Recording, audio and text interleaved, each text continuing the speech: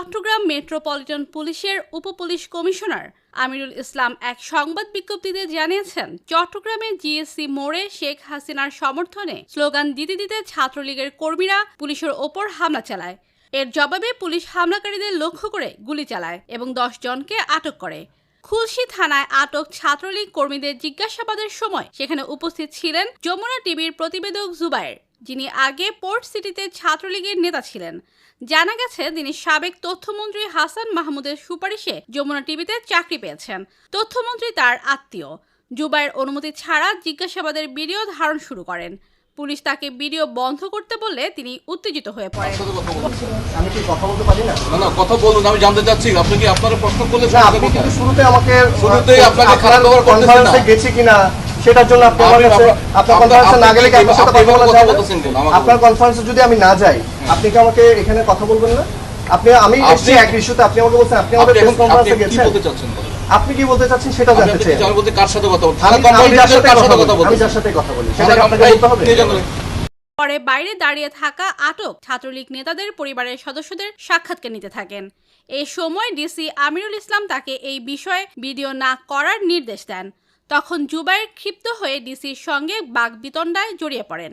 Police জানায়, গ্রেফতার ছাত্রলীগের নেতাকর্মীদের জিজ্ঞাসাবাদের সময় জুবায়ের ইবনে শাহাদাত কর্তৃপক্ষের অনুমতি না নিয়েই ভিডিও ধারণ শুরু করেন।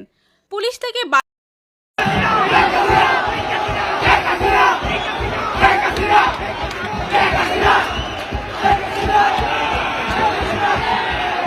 ভিডিও বন্ধ করতে অনুরোধ করলেও তিনি উত্তেজিত হয়ে পড়েন।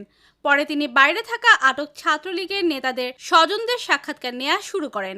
বিষয়টি লক্ষ্য করেন Chittagong metropolitan police সিএমপির উপপুলিশ commissioner Amirul Islam. তিনি জুবায়েরকে ভিডিও না করার অনুরোধ জানান। এ সময় জুবায়ের ও ডিসি আমিরুল ইসলামের মধ্যে বাকবিতণ্ডা হয়।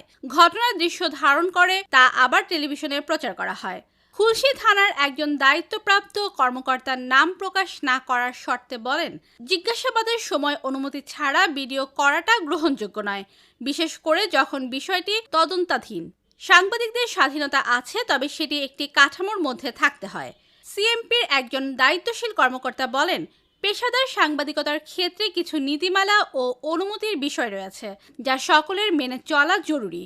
ওই দিনের ঘটনা বিশ্লেষণ করলে দেখা যায়, রিপোর্টার নিষিদ্ধ সংগঠনের পক্ষ নিয়ে পুলিশের সঙ্গে বাকবিতণ্ডায় জড়িয়েছেন।